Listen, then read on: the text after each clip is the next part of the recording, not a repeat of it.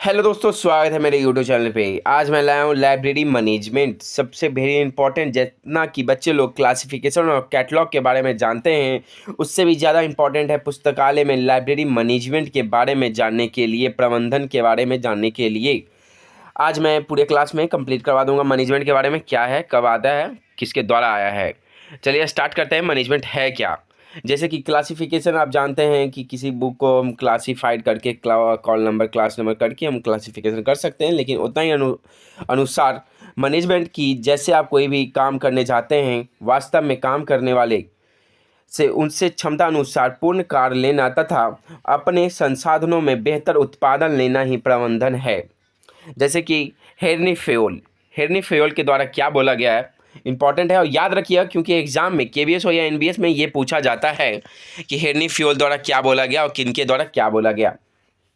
हेरनी Fayol प्रबंधन का आशय पूर्वानुमान लगाना एवं योजना बनाना, संगठित करना, निर्देश देना तथा नियंत्रण करना है। क्या समझे आप? नहीं समझे तो और विस्तार से समझाता हूँ आपको। प्रबंधन शब्द शताब्दी में उपज है, 20वीं शताब्दी में उपज है। जैसे कि सन 1900 ईस्वी तक प्रबंधन शब्द की कोई मान्यता नहीं थी और 1910 ईस्वी में स्वयं लुइस ब्रीडन ने वैज्ञानिक प्रबंध शब्द का प्रयोग किया। आधुनिक प्रबंधन का एक विशिष्ट लक्षण इसका वैज्ञानिक दृष्टिकोण है। अतः वर्तमान समय प्रबंधन वैज्ञानिक प्रबंधन के नाम से जाना जाता है। वैज्ञानिक प्रबंधन फ्रेडरिक डब्ल्यू टेलर के उपदेश तथा नीतियों का लगभग पर्यायवाची है। आगे बढ़ते हैं। फ्रेडरिक डब्ल्यू टेलर वैज्ञानिक प्रबंधन के जनक के रूप में जाना जाता है। वेरी इंपॉर्टेंट, एमसीक्यू के तौर पे केबीएस या एनबीएस सारे एग्जाम में आया है और हो सके तो बीपीएससी लाइब्रेरी में भी पूछ सकता है। बीपीएससी में जो लाइब्रेरी आएंगे। पुस्तकालय विज्ञान में प्रबंध का उपयोग 1950 ईस्वी के बाद आया। वर्तमान प्रबंधन वैज्ञानिक प्रबंधन फ्रेडरिक डब्ल्यू टेलर के उपदेश तथा नीतियों का लगभग पर्यायवाची है। मेरे बात को गौर कीजिएगा और नोट्स जरूर बनाइएगा, जिससे आपको बहुत ही फायदा मिले। प्रिंसिपल ऑफ मैनेजमेंट जो मैंने आपको वेरी वेरी इंपॉर्टेंट करके बताया वो लिखिएगा, क्योंकि केबीएस हो या एनबीएस या आरएमएस सारा एग्जाम में हो, आएगा ही आएगा।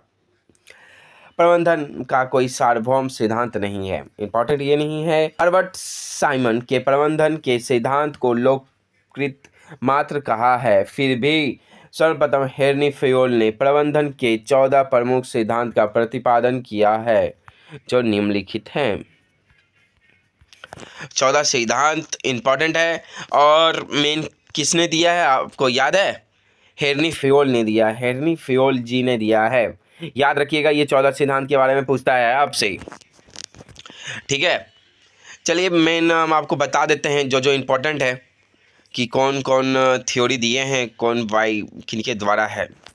जैसे कि principle of management Henri Fayol को माना जाता है। Scientific management principles F W Taylor को, जो हम आपको बताए थे मैनेजमेंट का पिता किसे माना जाता है, एफ.डब्ल्यू टेलर को माना जाता है। अब वेरी इंपॉर्टेंट,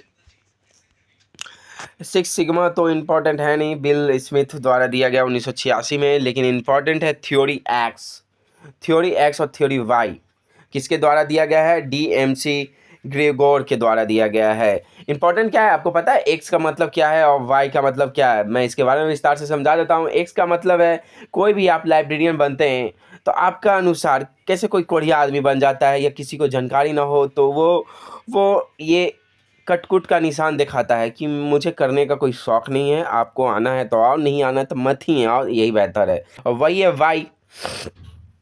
वाई का मतलब है कि आपको लाइब्रेरी में स्वागत है, आप जितना भी बुक चाहिए, पाठक को जो भी ज़रूरत है उसको पूर्ति के लिए किया जाएगा, तो इसे ही कहते हैं एक्स वाई थ्योरी। चलिए इंपॉर्टेंट वो नहीं है, और इंपॉर्टेंट ये है TQM टोटल क्वालिटी मैनेजमेंट किसके द्वारा है? यूएस नेवी 1800 नहीं 1950 ईस्वी को दिया गया था। इंपॉर्टेंट है बच्चे लोग, ये ध्यान रखिएगा किसके द्वारा क्या है, और नोट जरूर बनाइएगा किसके क्या है। चलिए भाई, वेरी इंपॉर्टेंट पॉट्स कॉल वो प्लानिंग, ऑर्गेनाइजेशन, डायरेक्शन, कंट्रोलिंग, इम्पोर्टेंटिंग ये भी है, क्योंकि पोस्ट कॉर्व का सिद्धांत किसके द्वारा दिया गया है? हेनरी फ्यूल द्वारा दिया गया है। तो 1916 ईस्वी में प्रबंधन के कार्य तत्व व्यवस्थित अध्ययन करने उसको क्रमबद्ध उन्होंने प्रबंधन के 5 सिद्धांत दिए हैं, हेनरी फ्यूल जी ने दिए हैं। क्या क्या है इस इम्पोर्टेंट है? पी से प्लानिंग होता है, पोस्ट कॉर्व इम्पोर्टेंट है। ये 8 सिद्धांत: प्लानिंग, ऑर्गेनाइजेशन, एस से स्टाफिंग, डी से डायरेक्शन, सी ओ से कोऑर्डिनेशन, आर से रिपोर्टिंग, बी से बजटिंग। ठीक है दोस्तों, आगे बढ़ते हैं। School of management technology, school of management के बारे में क्या जानते हैं? इंपॉर्टेंट नहीं है कि स्कूल ऑफ मैनेजमेंट का थ्योरी क्या है, ये सब कुछ नहीं है, लेकिन हाँ इंपॉर्टेंट ये है, क्लासिकल स्कूल शास्त्रीय विचारधारा को परंपरावादी विचारधारा भी कहते हैं, तथा इसका जन्म एडम स्मिथ को श्रम विभाजन सिद्धांत से हुआ है। वाह, वेरी वेरी इंपॉर्टेंट। चलिए आगे बढ़ते हैं। वेरी वेरी इंपॉर्टेंट दोस्तों, MBO का प्रतिपादन किसने किया है भाई? पीटर एफ डर्के ने किया है 1954 ईस्वी में, 1954 ईस्वी में किया है। चलिए आगे बढ़ते हैं। सिग्मा, और इंपॉर्टेंट है, लेकिन सिग्मा से इंपॉर्टेंट है TQM को आपको हम कंप्लीट करवा देते तो मैं भी शांत हो जाता, लेकिन कोई बात नहीं।